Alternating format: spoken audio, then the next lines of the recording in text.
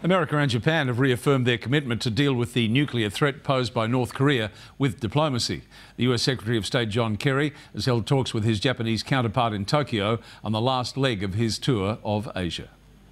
The United States will do what is necessary to defend our allies, Japan, the Republic of Korea, and the region against these provocations. But our choice is to negotiate. Our choice is to move to the table and find a way for the region to have peace. And we would hope that whatever considerations or fears the North has of the United States or of others in the region, that they would come to the table in a responsible way and negotiate that. Mr. Kerry is scheduled to meet with the country's Prime Minister Shinzo Abe later today before returning to the US. Sky News reporter Alex Rossi has more from Tokyo.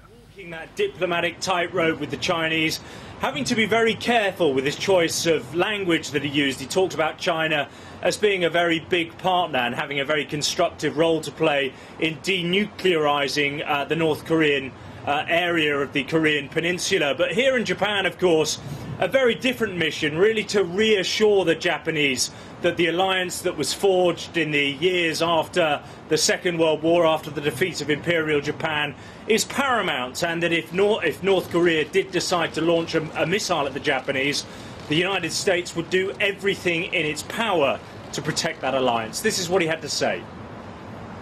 The United States will do what is necessary to defend our allies, Japan, the Republic of Korea, and the region against these provocations. But our choice is to negotiate. Our choice is to move to the table and find a way for the region to have peace. And we would hope that whatever considerations or fears the North has of the United States or of others in the region, that they would come to the table in a responsible way and negotiate that. The big fear here, of course, in Japan is that Japan may find itself a target because of that alliance with the United States, but also as part of that alliance there are plenty of American troops stationed here, about 35,000, and also lots of military bases as well.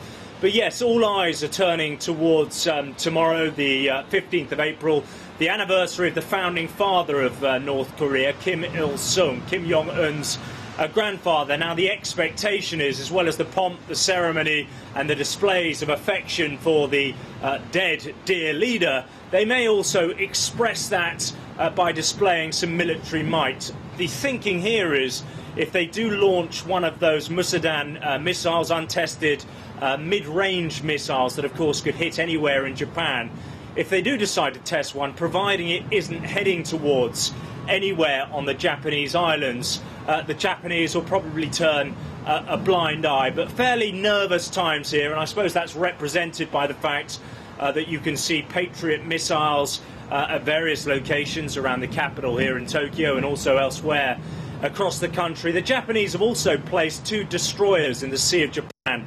Those ships have extremely sophisticated radar interceptors on board, and they would probably be the first fronts really in the deterrence against any kind of North Korean display of a missile test.